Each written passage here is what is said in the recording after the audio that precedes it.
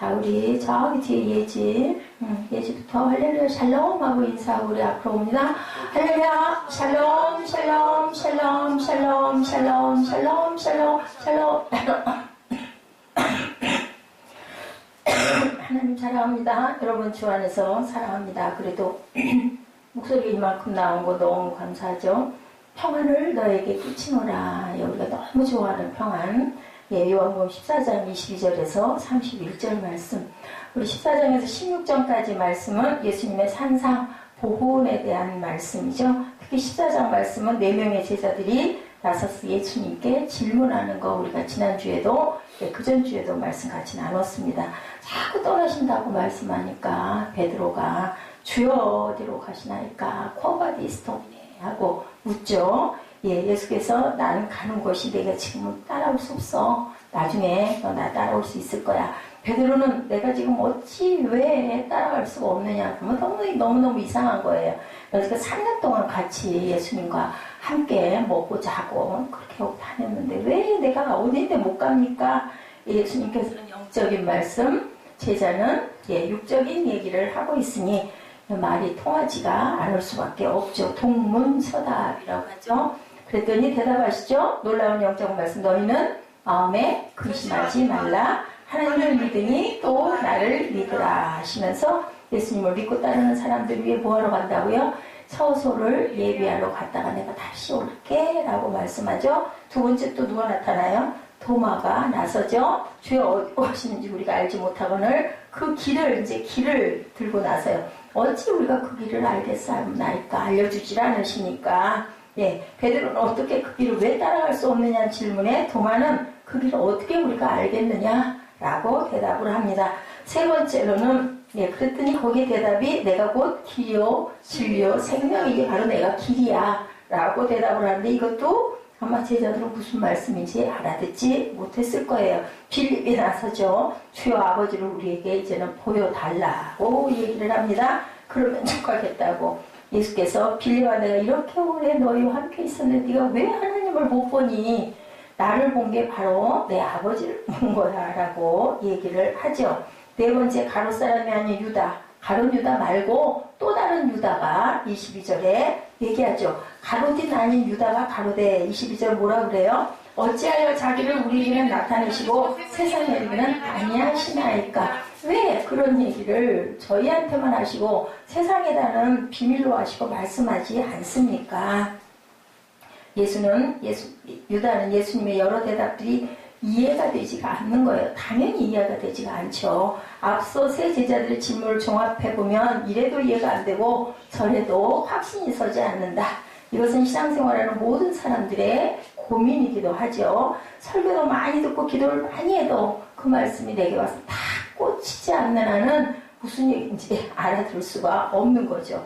어떤 집사님이 한국에서 그 변호사도 하시고 검사도 하시고 대법원 판사도 하시고 되게 그 직책이 높았던 그런 분인데 교회를 다니긴 다니셨대요. 그런데 다녀도 그냥 다닌 거죠. 근데 어느 날인가 설교 도중에 말씀이 예수님의 하나님의 아들이다라는 그 얘기를 듣는 순간 너무나 가슴이 벌커덕하고 내려앉는 그러한 그 경험을 했다고 합니다. 깜짝 놀랐다는 거죠. 그래요. 맨날 듣는 얘기인데 어느 순간 하나님은 사람이시라고 깜짝 놀랐던 것처럼 아마 이분도 깜짝 놀랐던 것 같아요. 그리고 그때부터 생각을 했대죠.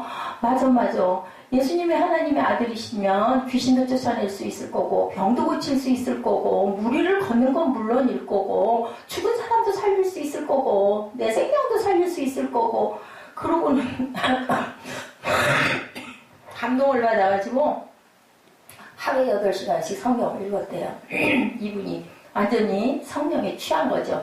그리고는 가지고 있는 재산과 자기 직책 자리를 모두 다 내려놓고 미국 캐나다 쪽으로 다시 가서 거기서 변호사 시험을 봐가지고 그쪽에 조용하게 정착을 해서 살고 있느라고 그쪽에 그 집회를 인도하러 가신 목사님 몇 분을 초빙을 해놓고 이 집사님이 그런 간증을 하는 것을 들으시면서 이 목사님들이 엄청나게 은혜를 받았다라는 얘기.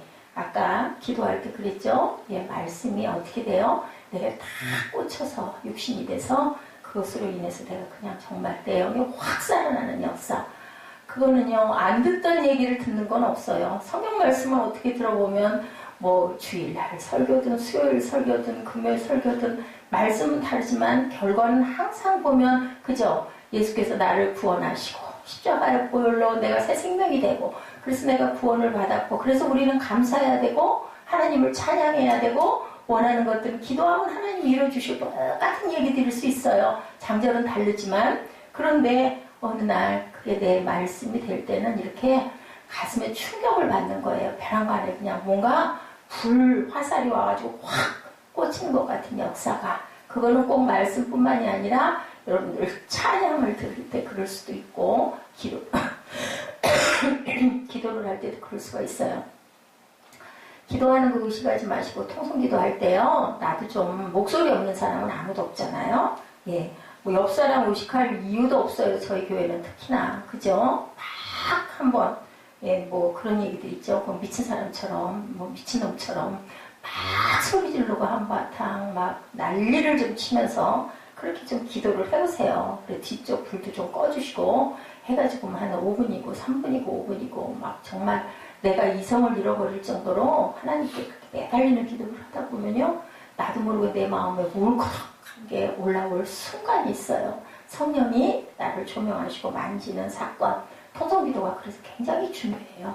그냥 기도할 때는 조용히 뭐 소리 내지 않는다고 모르시겠어요? 목안으로 얘기해도 되고 속으로 얘기해도 되는데요. 속으로 얘기하고 침묵으로 기도하면요. 다른 생각 들어오거나 졸려기 쉬워요. 그렇기 때문에 입술로 하다 보면 말이 막히니까 말을 생각하게 되거든요. 이거 뭐라고 얘기를 해야 되나 뭐 이런 것도 있고 막히면 또 막히는 대로 방언 받으신 분들 또 방언으로 하시면서 또 내 기도를 또 이어가도 되고 한번 막 적극적으로 뭐 달라고 하면서 여러분들 그냥 주면 주고 말면 말고 이러고 달라고 안 하잖아요. 누구에게가 뭔가 원해서 요청을 할 때 아이들이 부모님에게 뭐나 갖고 싶은 거 있어서 달라고 할 때 막 졸르지. 그냥 줄래면 주고 말래면 말아요. 그러면 누가 주시겠어요. 그죠? 그런 것처럼 하나님께 영이신 하나님께 어때요? 아무런 못해 자식인데요. 우리는 아무리 나이가 60 아니야 80을 먹어도 하나님이 보실 때는 애기예요. 모두 다 영이 조금 자랐니? 안 자랐니? 그냥 다 뭐 같아요? 도토리 키재기 같기 때문에 상관없어요. 체면이고 이면이고 뭐 무슨데 뭐 그죠? 내가 뭐 가진 자존이고 뭐 그런 게 어딨어요. 부모한테 나를 낳으신 분인데 한번 그렇게 기도해보세요. 우리 통성기도 시간 참 좋은 것 같아요. 저도 또 이렇게 힘이 축 처졌다가도 목소리가 안 나올 것 같은데도 또 막 소리 질러서 통성기도 하고 나면 뭔가 모르게 저도 힘이 푹 쏘는 것도 있고 너무 좋은 것 같아요. 그러니까 한번 시끄럽다 생각하지 마시고 아우 왜 이렇게 시끄러워 소란스럽게 조용히 주일날은 제가 그래서 조금 좀 신경이 쓰이기는 해요. 그런데 그죠? 그것도 다 믿음의 분량대로니까 우리 열심히 통성으로 기도하십시다. 이 교회가 집이 되다 보면요 이런저런 거 막 할 것들이 자꾸만 이게 신경에 쓰여서 해서 이렇게 푹 주저앉아서 기도하기가 참 어려워요. 앉아 머무르는 시간은 많으면서도 할 것들 때문에 밀려가지고 기도는 자꾸 뒤로 밀리게 되거든요. 그렇기 때문에 우리가 통성기도 시간 이래도 5분이라도 3분이라도 소리쳐서 한번 기도하시고 미리 나 오늘 모으기 좀 기도해야 되겠다.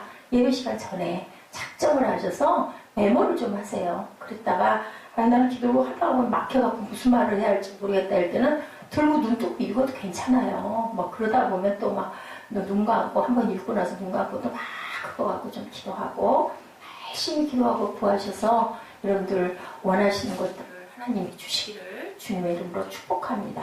참 필요합니다. 가로짓 아닌 유다가 가로되 어찌하여 우리에게 나타내시고 세상에는 아니하여 하시나이까. 그것도 이상한 거죠. 그 유다가 생각할 때 저도 그럴 것 같아요. 아니 예수님이면 왜 맨날 우리 딴 데로 가자. 뭐 내가 이거 고쳤다고 얘기하지 마라. 그러고 살짝 도망가시고 그런 것들이 좀 막 의시되고 막 자랑도 좀 하고 싶고 아우 우리 예수님이 고치셨어. 이런 막 인기도 좀 이렇게 좀 올라가게 해드리고 싶고 한데 예수님은 안 그러시니까 유다가 질문을 하죠. 예수님의 여러 대답들이 이해가 되지 않은 그 질문. 앞서 세 제자의 질문을 종합해보면 아무래도 이거는 확신도 이해도 안 된다. 이게 바로 누구의 모습? 저와 여러분들의 모습이라는 거죠. 어느 날은 성령 충만했다가 어떤 날은 진짜 푹 내려앉고 아우, 제가 이번에 진짜 엄청나게 뭐 생전 처음으로 이상한 예, 현상이 나타나는 그런 질병이라고 해야 되겠죠. 아우, 겪으면서, 야, 사람이 정말 살딸 게 없다. 작은 부분 하나가 잘못돼도 이렇게 불편하고, 아무것도 할 수가 없어요. 집중도 안 되고, 의욕도 없고, 막, 딱 그냥 죽을 것 같은 그런 그 힘든 상황을 제가 겪었어요. 살아갈 게 없어요. 우리는 정말 감사해야 될 것 같아요. 어디 아픈 데 없이 무사히 출근할 수 있고, 직장에 앉아가지고 내가 업무 처리할 수 있고, 예, 정상적인, 예, 우리 건강이나 여러 가지, 그게 딱 이렇게, 이렇게 잔잔한 상태가 되어 있는 거. 그러해야 뭐를 해도 할 수 있거든요. 글씨를 써도 쓸 수가 있고, 뭘 하나, 입력을 해도 할 수 있고, 공부를 해도 할 수가 있고, 뭐 청소를 해도 할 수가 있고, 그런데요, 어디 조그마한 기관 하나가 조금만 잘못돼가지고, 막 그 화장실 다녀왔는데도 계속 장염감이 느껴진다거나, 그죠? 감기가 와서 콧물이 자꾸 흐른다거나, 눈에서 눈물이 줄줄 흐른다거나, 아무것도 못해요. 작은 거. 다른 데는 다 정상인데, 그거 하나가 불편하면 일상 자체가 딱 스톱이 되는 그런 상태. 그렇기 때문에 우리 건강할 때 하고 싶은 거 열심히 많이 하시기 바랍니다. 저는 이번에 아주 정말 귀한 이 아픈 기간 며칠 동안 그래도 참 빨리 하나님께서 회복시켜 주셨고, 아마 저는 어디 불치의 병이 걸리면 제일 먼저 포기할 것 같다는 생각이 들어요.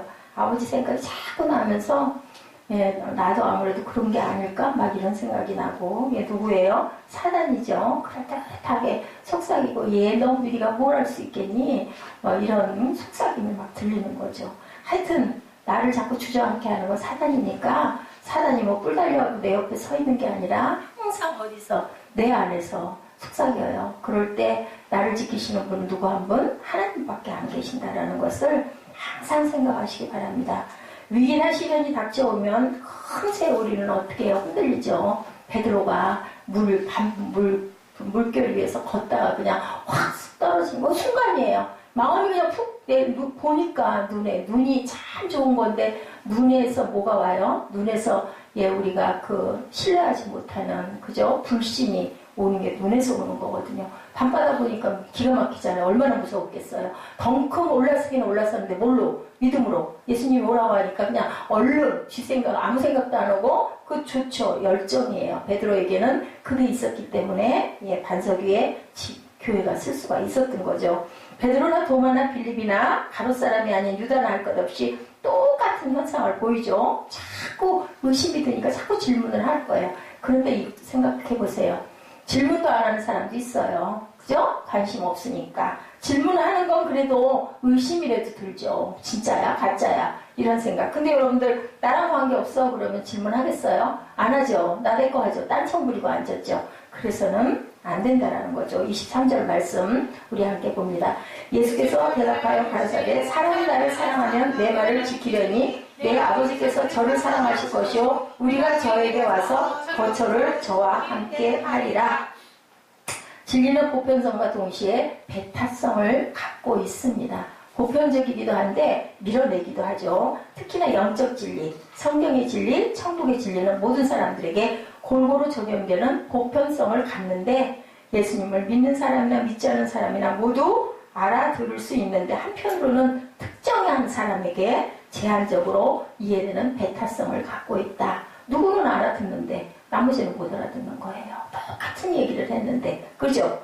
세상 사람들은 성경을 세계의 베스트셀러라고 하지만 그 성경 펴서 한두 줄 읽으면 그냥 졸려온 사람들이 있는가 하면, 아까 그 집사님처럼 예수님이 하나님의 아들이라는 기본적인 얘기잖아요. 애들도 아는 얘기잖아요. 그게 딱 자기한테 와서 꼽히다 보니까, 불가능은 없어. 돼. 맞아. 예수님이 하나님의 아들이라면 뭐든지 다 하실 수 있을 거야 하면서 그냥 성경을 읽는데, 그렇게 8시간을 읽었다는 건 뭘까요? 미쳐서 읽은 거죠. 빠져서 매일같이. 그죠? 그리고 자기의 근거지를 다 정리해서, 뭐 내면의 이유는 있었겠지만 그렇게 해서 나라를 떠나서 조용하게 사는 그런 모습. 그러면서 너무너무 믿음의 목사님들이나 이런 선교사님들이나 이런 분들을 열심히 섬기고 살고 계시다라는 그 얘기에 엄청난 은혜를 받았다라는 얘기를 제가 간증을 받습니다.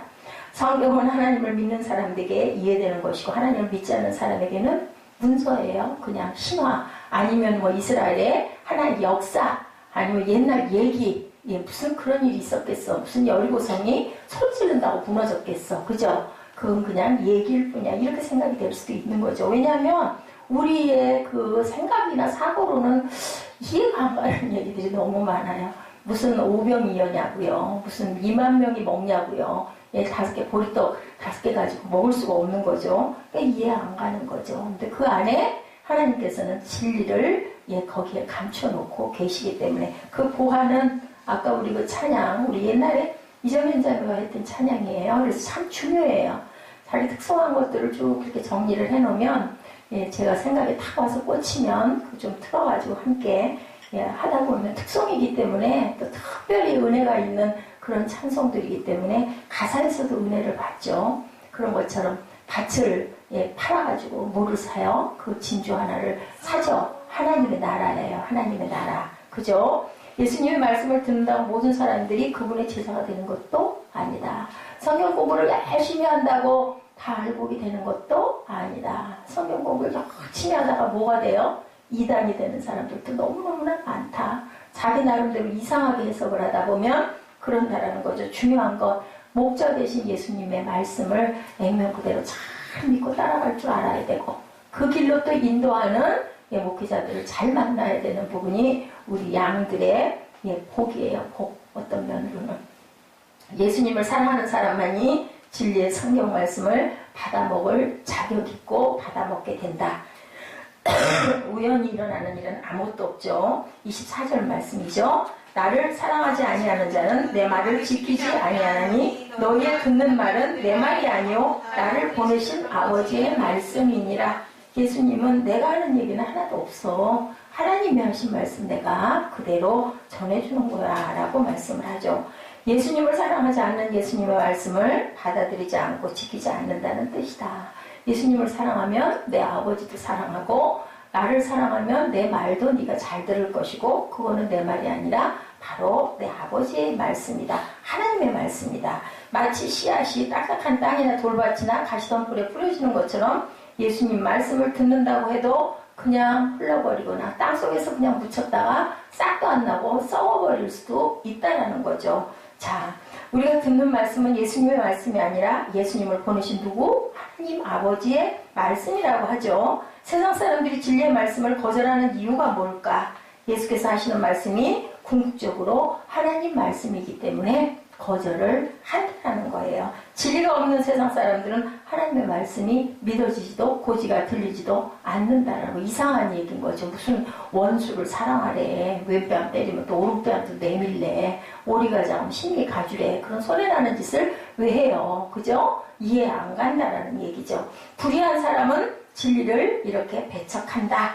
그 이유는 자신들의 거짓이 모두 드러나기 때문에 어때요? 죄 지은 사람들 밝은 데 안 다니려고 그러잖아요. 어두운 데 숨잖아요. 그게 자기 드러나는 게 싫은 거죠. 아담과 하와가 죄 짓고 나서 어땠어요? 숨었죠. 불의는 진리를 절대로 좋아하지 않는다.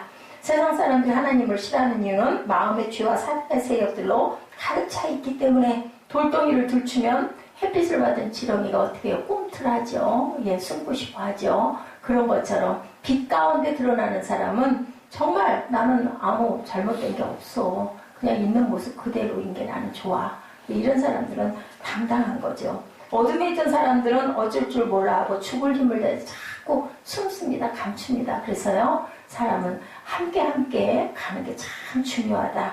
진리에 노출되지 않으려고 은혜의 빛으로 들어오려 하지 않고 몸부림치는 모습들을 우리가 성경 구약에서도 신약에서도 많이 보죠. 인간의 내면에 뭐가 많기 때문에 거짓과 불의가 가득 차 있기 때문에 누군가 그 사실을 들추는 것을 싫어하고 두려워하죠. 어둠의 세력을 좋아합니다. 저는 참 솔직 담백하면 참 좋은 것 같아요. K-팝에서도 그런 얘기를 하던데, 양현석이, 저는 복잡한 걸 싫다고, 음이 제가 들어도 불협화음이 막 계속되고 너무너무 복잡하게 뭘 그렇게 많이 하려고 하느냐, 그런 얘기를 제가 들었어요. 단순하고, 간단하고, 확실하고, 정돈되고, 그게 좋죠. 국내에 상영되고 있는 영화들도, 포르노나 폭력물들이 많은 이유도 내면에 그런 부분에 욕구들을 가지고 왜 내가 그 부분에 해소되지 않은 그런 욕구가 감춰져 있기 때문에 대리만족하려고 그런 것들을 굉장히 좋아하죠. 겉으로 드러나지 않지만 내면에 쓰레기 같은 인격과 지저분한 생각들로 가득 차 있기 때문에 서울신학대학이죠. 서울신학대학 정교수를 한 발 앞에 놓은 그 교수 부부가, 목사님 부부가 딸을 죽여가지고 자그마치 6개월인가요? 11개월인가요? 제가 그 기간을 잊어버렸네요. 방에다가 초를 켜서 놓고 얘기를 듣건대는 부활하라고 기도했다라고 이제 그런 얘기. 근데 그게 목사님들이 너무너무 기가 막혀가지고 사입이거나 아니면 이단이거나 아니면 뭐 이상한 분소신앙 나온 그런 목사이기를 바랬는데 버젓한 교수이고 교회를 버젓하게 가지고 있는 그 전날까지도 그 철야 기도회를 인도하고 기도회들을 열 만큼 열정적으로 예배를 드리는 그러한 분이셨다라는 내외가 다 똑같이 자식을 요새 그런 게 많이 밝혀져요. 7년 전에 또 아이를 그렇게 죽여가지고 야산에 묻은 엄마 그것도 발각이 나가지고 구속이 된 그런 사건 일어나는 거 왜 이래요? 우리 안에 죄성들이 있기 때문에 일은 저질러졌는데 어떻게 할 수가 없으니까 언니하고 동생이 둘이 같이 공모를 해가지고 애를 갖다가 야산에다가 묻은 거고 작은 딸을 학교를 안 보내는 바람에 2년 동안 초등학교를 안 보내서 그게 이상스러워가지고 그걸 조사를 하다 보니까 큰 딸의 행적을 드러나게 될까 봐서 작은 딸을 학교를 안 보냈다고 그러더라고요. 모성이 엄마의 사랑이 그렇게 지극하고 천사를 가장 닮았다고 하는데 그리고 또 하나님의 말씀을 증거하고 전하고 축복을 해줘야 되는 또 목사의 직분도 우리 인간은요 인간의 틀을 벗어나지를 못하는 거예요. 일부러 꼭 그랬겠어요. 어떤 순간의 실수들이 엄청 구타를 많이 했다 하더라고요. 아마 자기가 보는 자기 의의가 자식이 너무 말을 안 들으니까 그게 습관적으로 구타를 하다가 아마 아이가 죽는 사태가 일어난 것 같은데 그런 일이 옛날에는 있었을까요? 세상이 왜 이렇게 점점 악해지는지 어디 가가지고 목사라고 얘기했다가는 몰매 맞는데요. 요즘에는 하도 목사님들이 이런 일들이 많아가지고 절대로 목사라는 신분을 어디 가서도 밝히면 안 된다라는 그러한 그 얘기들이 한간에 돌고 있습니다. 빛이 있고 진리가 있는 사람들은 절대로 불의한 것을 좋아할 수도 좋아하지도 않죠. 근데 어둠 가운데 가리려고 하는 사람들은 자기 내면에 그런 더러운 것들을 가지고 있기 때문이다. 예수님께서 말씀하죠. 너희가 정말 하나님의 말씀을 듣고 빛에 거하기를 원하느냐 진리대로 살고 싶냐라고 물어보시죠. 그러려면 어둠에서 떠나 더 이상 죄를 짓지 말라고 그런 말씀을 하시는 게 아니라 뭐라고 말씀하세요? 바로 성령 받으라. 제가 오늘 성령에 관한 찬양을 많이 안 해봤던 찬양들 되도록이면은 내 멜로디가 있는 걸로 그 싱어가 있는 찬양을 해야 좀 따라하기가 쉬울 것 같아서 오전 내내 그걸 제가 좀 많이 찾았어요. 성령에 관한 찬양. 성령님이 임하시면 사람들은 뭐에서 떠나요? 어둠에서 떠나죠. 그죠? 죄를 멀리하고 능력 있는 삶을 살게 된다. 성령이 누구 대신? 예수님이 대신 보내셨잖아요. 그렇기 때문에 우리는 항상 성령을 의지해야 된다. 모두에게 성령 충만을 항상 기도하는 누구 축복해 줄 때도요. God bless you 보내면서 성령 충만 보내주세요. 끝이에요. 하나님이 우리를 축복하시고 우리가 성령 충만하면 이런 더러운 것들 옆에는 우리가 갈 필요도 생각조차 할 필요 없어. 우리 조상이 그죠? 제일 살인을 하죠. 가인이 아벨 죽인 사건이 지금 이렇게 마지막 말세 때 이제는 막 정말 부모가 자식을 자식이 부모를 죽인 것도 또 많아요. 그렇게 해서 안매장하죠. 그 엄마가 그 손가락을 깨물려 떨어져 나가 죽으면서도 아들이 그 범죄 사실을 감추려고 그 손가락을 엄마가 삼켜버리죠. 그렇게 해서 싸운 거 흔적을 보이면 자식이 잡혀갈까 봐서 결국 드러났죠. 엄마 사랑, 이런 또 기가 막힌 사람도 있더라고요. 죽어가면서도 그 손가락을 자기가 삼켜서 그거 해부했더니 속에서 손가락이 나왔다고 그러더라고요. 절대고요. 죄는요, 그게 드러나지. 하늘에 가서라도 심판을 받지. 그게 그냥 그렇게 넘어갈 수는 없는 거죠. 보혜사는 누구세요? 진리의 영이십니다. 요한복음 14장 핵심 메시지는 바로 보혜사 성령에 관한 것. 우리 16절, 17절 말씀 우리 함께 합독해 봅니다. 16절, 17절 한번 읽어주실래요? 아버지께 구하겠으니 또한 보혜사를 너희에게 주사 영원토록 너희와 함께 있게 하리니 그는 진리의 영이라 세상은 능히 그를 받지 못하나니 이는 그를 보지도 못하고 알지도 못함이라. 그러나 너희는 아나니 저는 너희와 함께 거하시며 또 너희 속에 계시겠습니다. 우리와 함께, 그리고 우리 속에 항상 계시다. 25, 6절에 내가 아직 너희와 함께 있어 이 말을 너희에게 하였거니와 보혜사 곧 아버지께서 내 이름으로 보내실 성령, 그가 너희에게 모든 것을 가르치시고 내가 너희에게 말하는 모든 것을 생각나게 하시자.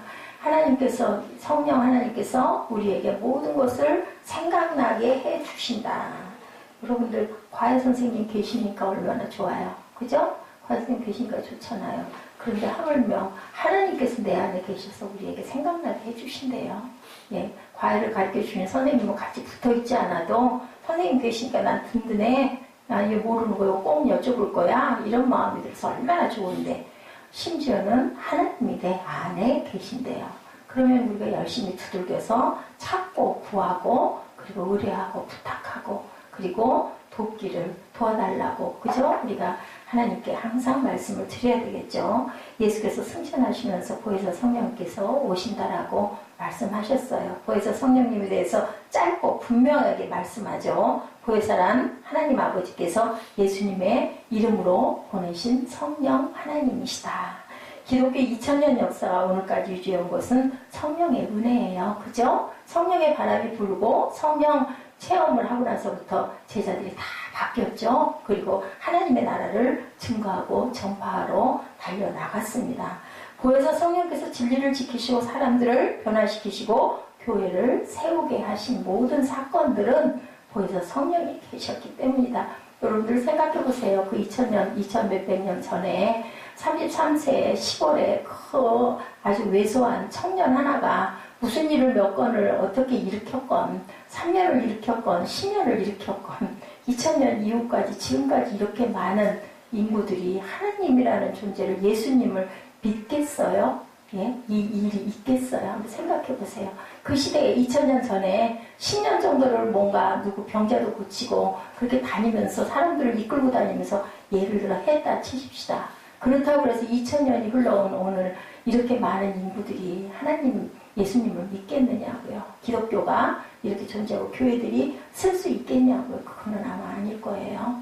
성령의 역사, 하나님의 아들이시기 때문이라는 거죠. 그래서 성령님은 그래서 진리의 영이시다. 세상의 수많은 학문적 이론과 과학과 철학과 이데올로기 등이 지난 2000년 동안 기독교를 공격하고 지금도 공격하지만 역사의 중심에 있는 것은 바로 보혜사 성령님이시라는 것.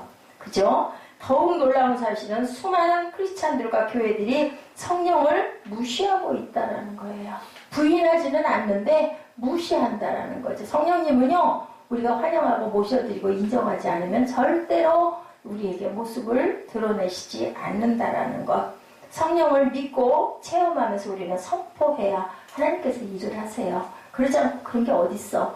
이게 뭐야? 그런 게 어딨어? 이렇게 부정하고 거부하면 성령께서는 절대로 우리 안에서 일하시지 않는다라는 것. 성령님을 체험하지 못한 사람들은요, 목마른 사슴이 신의 문을 찾아 갈급함같이 간절히 사모하시기를 주님의 이름으로 축복합니다. 방언이나 예언하기를 기도하고 능력을 구하고 은사가 임하시기를 항상 사모하세요. 찾으세요. 구하세요. 두들기세요. 너무나 아름답고 좋죠. 이성으로 기도하고 머리로 사고하는 육적 상태에서 벗어나서 영적으로 그리스도를 찾으시기 바랍니다. 우리가 또랑또랑한 이성으로 그냥 기가 막히게 문장을 만들어가지고 써서 기도해도 소용없어요. 하나님께 우리가 어떤 마음으로, 간절한 마음으로, 내가 정말 누군가를 위해서 기도할 때 우리 어때요? 어디 아픈 사람 위해서 기도할 때 정말 그 사람 나았으면 좋겠다라는 간절함이 있을 때 눈물 쏟아지지 않아요? 정말 저 사람 좀 살았으면 좋겠는데 너무너무 아까운데, 너무 안타까운데, 그 마음이 중요한 거죠. 뭐 기가 막히게 뭐 문장 잘 써가지고 뭐 시 쓰듯이 그렇게 써가지고, 아니면 뭐 정말 기승전결 기가 막히게 해가지고, 필요 없어요. 필요 없어요. 정말 절실한 마음으로 우리가 눈물 뚝뚝 흘리면서 기도하는 그 기도를 하나님께서는 들으신다. 하나님 아버지께서 예수 그리스도의 이름으로 보내시는 성령을 받고 그 안에서 신앙생활을 하게 될 때 성경에 기록되어 있는 모든 사실들을 실제로 경험하게 된다라는 거죠. 하늘에서 뭐가 내려와요? 두루마리가 내려와요. 하나님의 말씀이 적혀있는. 그래서 성령 받은 사람들은 정말 성경을 막 입으로 줄줄줄줄줄 외우고 다닐 정도로 입에서 계속 하나님의 말씀이 증거가 되는 거죠.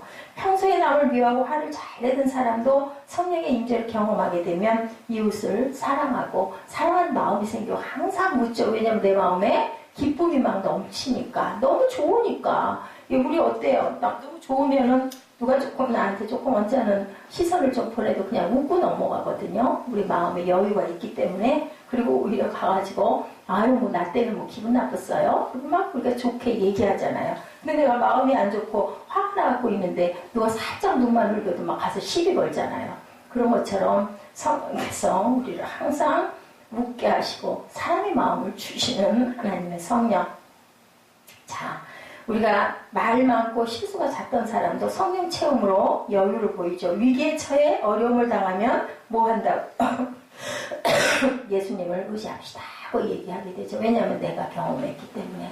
경험하지 못하면 절대로 얘기할 수 없어요. 그래서 대개들은, 목회자들은 보면 본인이 하나님을 경험한 사람들이 대개는 하늘나라, 하나님의 나라가 쓸 수밖에 없죠. 성령께서 계신다라는 걸 알기 때문에 그냥 있을 수가 없어요. 아무것도 다른 생각이 나질 않아요. 하나님 얘기 외에는 생각이 나질 않아요. 마음속에, 머릿속에 들어있는 게 없어요. 제가 요즘에 뭐 조금, 그죠? 가요, 팝스타 그런 걸 조금 보고 위로를 좀 받기도 하고 깨달은 것들도 좀 있고, 아, 정말 그게 40년 전, 50년 전하고 너무 많이 변했구나. 여러 가지 시스템이나 문화가 정말 많이 발달됐다. 우리나라 참 좋은 세대에 사는 것 같아요, 저는. 가장 어려울 때, 제가 기억이 4, 5살은 안 나니까, 그죠?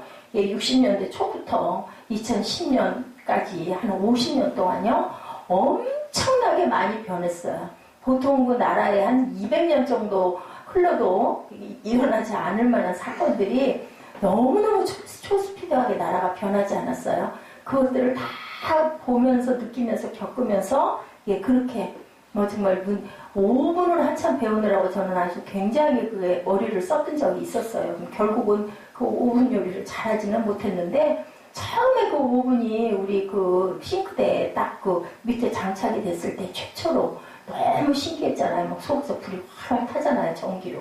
그런 것들을 봤는데, 지금은 뭐 보통 집에 그냥 아무 상관없이 아예 귀찮아서들 안 쓰죠. 그렇게 우리 주방이 어땠어요? 막 어디로 돌아서 부엌에 한번 가려면 신발을 신고 상을 들고, 그죠? 대도를 내려가가지고 부엌 들어갈 땐 또 얼마나 무서워요. 막 그냥 문지방을 넘어서 밑으로 내려서가지고 그렇게 했던 땅바닥으로 가고 있던 주방이 지금은 그냥 뭐 문지방도 하나도 없죠. 문턱도 하나도 없이 쫙 찔러가지고 있는데도 다들 힘들다고 하고, 참 좋은 세상을 하나님께서 정말 복으로 축복으로 주셨구나 하는 생각을 저는 합니다. 그리고 좋은 것이란 좋은 것은 다 경험하게 해보신 하나님이 지금은 가난하게 살아도 없게 살아도 그 옛날에 있는 사람들이 그 가졌던 것보다 더 많은 걸 누리고 살 수 있게 해주신 우리나라 대한민국 참 좋은 나라에 내가 선택한 거 아니잖아요. 살게 해주신 하나님 은혜가 저는 새록새록 너무너무 감사하더라고요. 옛날에는 막 정말 수입돼서 오고 수십만 원을 줘도 손에 잡아보지도 못하는 게 지금은요, 홈플러스 가면요 깜짝 놀랐어요. 한 뭐 6, 7천 원만 줘도 그 이쁜 아름다운 그 색깔 라연 무늬들 다 다 만날 수 있는 거. 저는 그때 너무 좋아했던 그 파스텔 톤들이 지금은 뭐 막 퍼져 있잖아요. 뭐 2, 3만 원만 줘도 뭐 옷들이 너무너무 이쁜 그런 것들. 그전에는 막 수십만 원씩 했어요. 수입된 옷들 아니에요. 그런 거 색깔도 문양도 없었어요. 근데 그걸 저는 그 세대도 봤고 지금도 보는데 지금은 우리 젊은 우리 티네이저들이 너무너무 잘 그 꽃무늬 그 옷들 있죠? 원피스 뭐 긴 옷들 이런 것들 하늘하늘한 것들 참 좀 좋아했었거든요. 우리가 이렇게 아름다운 세상에 살고 있다라는 거 살아있다는 거 참 감사한 거예요. 제가 이번에 아프고 나니까 누구를 미워하고 원망하고 뭐 하고 말고 뭐 아무것도 생각이 안 나요. 아우 빨리 이것만 좀 안 아팠으면 좋겠다. 야 참 사람이 얼마나 나약하고 연약한 존재인지. 근데 육신적인 게 좀 편안해지면 어떻게 해요? 정신적인 부분에 그 또 문제들이 막 부딪혀가지고 밀고 가게 되죠. 성령님의 특징은 기적, 부활, 진리 이것이다라는 것. 성령께서는 우리에게 기적을 일으켜 주시고 무엇이 부활되게 해주세요? 우리 생명이 부활되게 해주세요. 그리고 그 진리를 깨달아 알게 해주시는 보혜사, 어떤 헬퍼, 도와주시는 분. 그죠? 누군가가 나를 도우미가 있어서 도와준다면 얼마나 반가워요. 옛날에 한참 파출부들이 또 도움이라고도 많이 그랬어요. 예, 그럴 정도로 도움이 성령께서는 모든 것들을 항상 생각나게 해주신다. 무엇을? 진리를. 돈도 안 받고 창고서 자습 써도 살려면 돈을 줘야 사는데 그죠? 아무 상관없이 우리가 뭐만 하면 구하기만 하면 하나님이 주신다라는 거죠. 또 하나는 보혜사 성령님은 예수께서 하신 말씀을 자꾸 생각나게 하시는 그러한 귀한 은혜를 갖고 계시다. 어떤 사람은 기를 쓰고 예수님의 말씀을 생각해내는데 예, 다 잊어버리죠. 목사님 설교한다고 그거 기억해요. 일주일 동안 그 생각하면 정말 설교 열심히 들은 사람이고 돌아서면 잊어버려요. 뭐였더라? 그래서 목사님들이 그래 너무 감사하다고.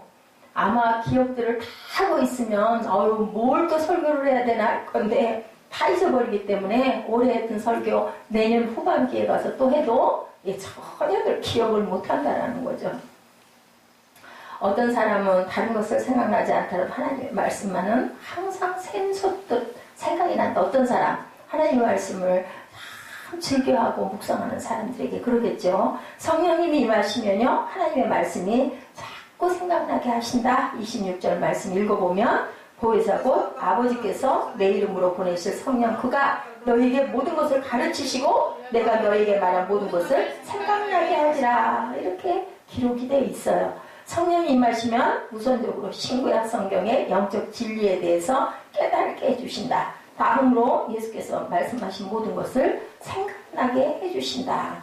다른 것은 생각나지 않더라도 예수께서 하신 말씀만이라도 생각나게 된다면 얼마나 좋을까. 그죠?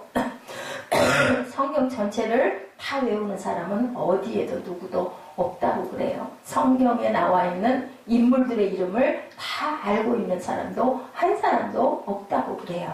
그런데 성령께서 임하시면 뭐라고요? 우리에게 모든 것들을 생각나게 해주신다.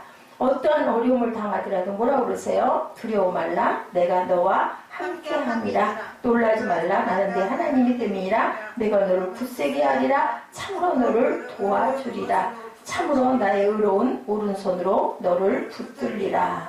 예, 이사야의 말씀이 생각나게 해주신다라는 거죠. 사도 바울은 유라굴로 광풍을 만나 죽게 되었을 때 예수님의 말씀을 생각했어요.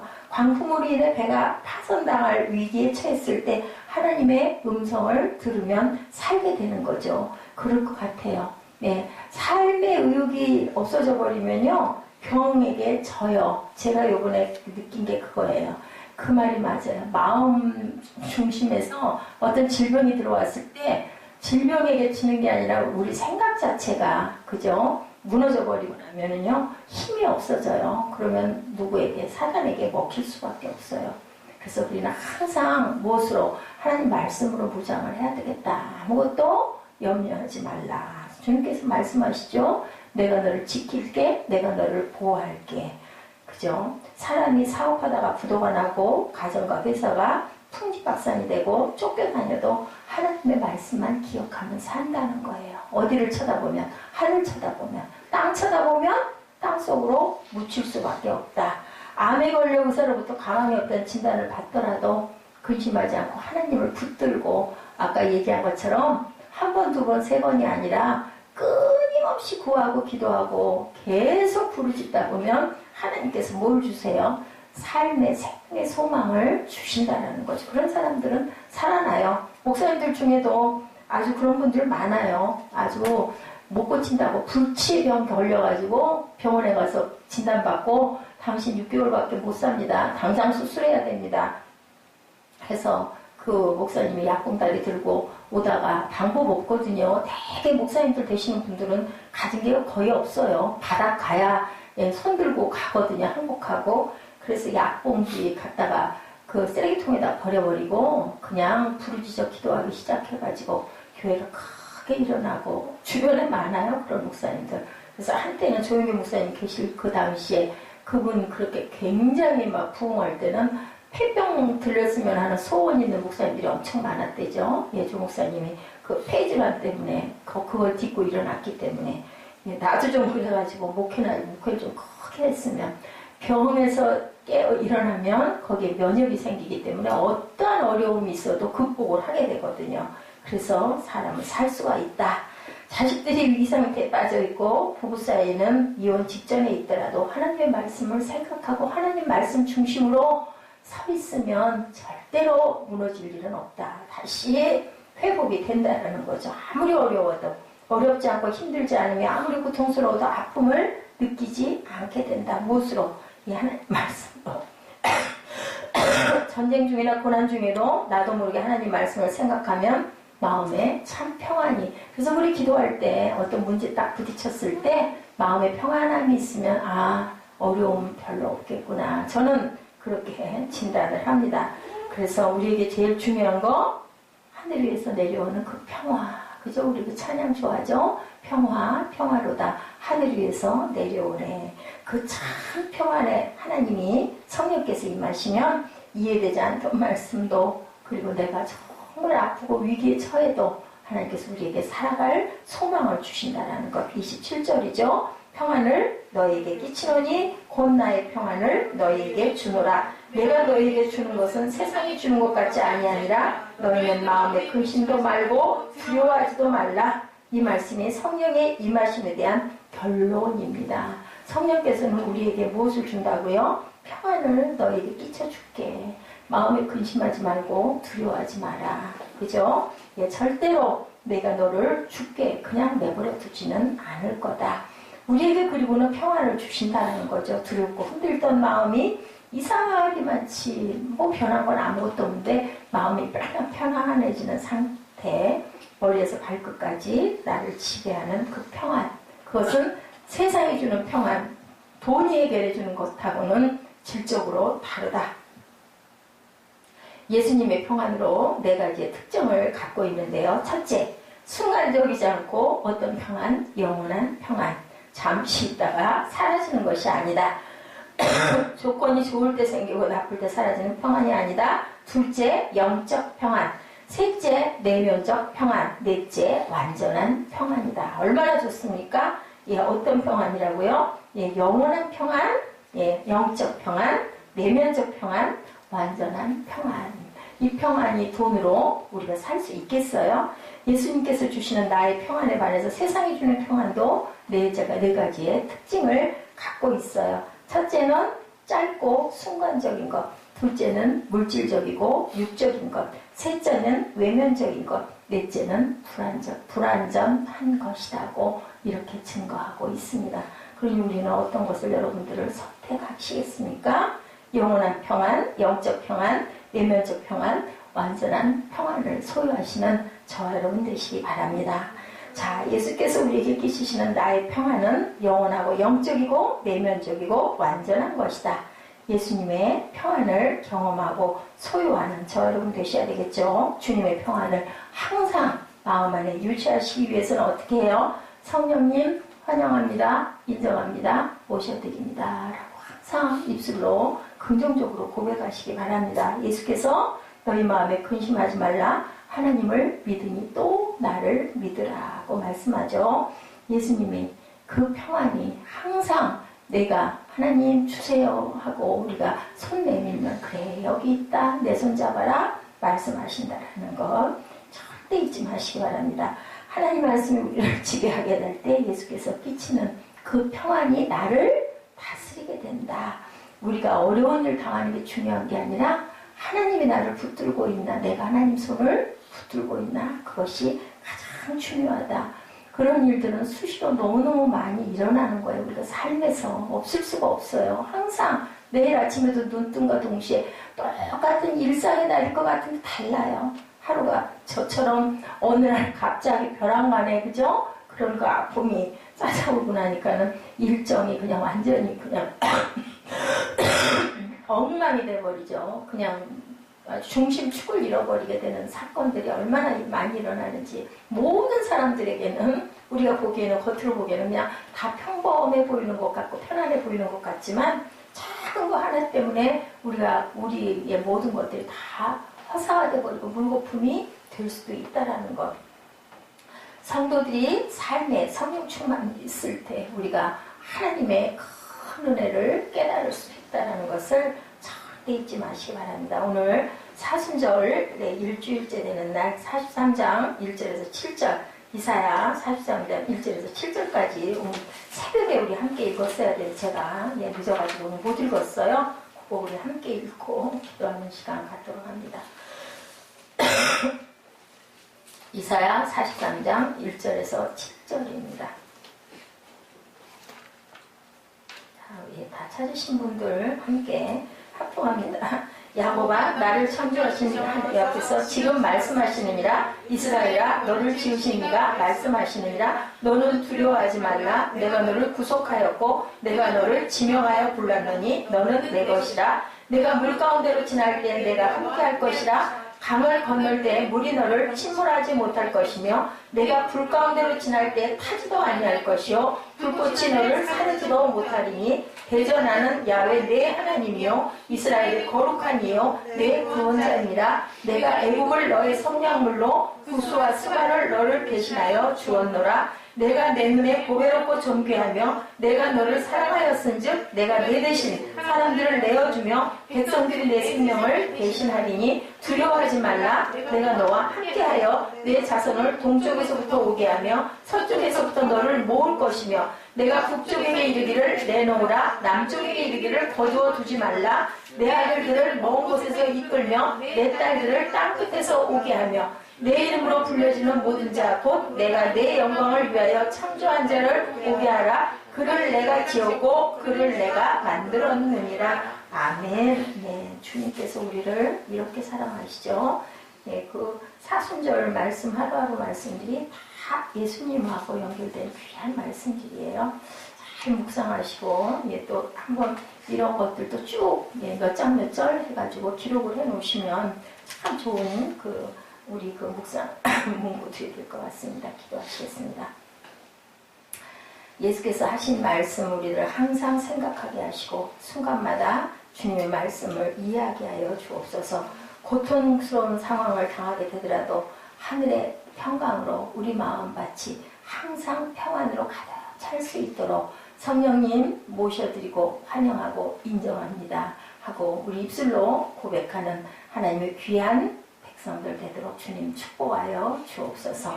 감사드리오고 예수 그리스도 이름으로 축복하며 기도드렸사옵나이다. 아멘. 네, 우리 평화로다 우리 찬양 한장 하시고 숙도의 예배를 마치도록 합니다.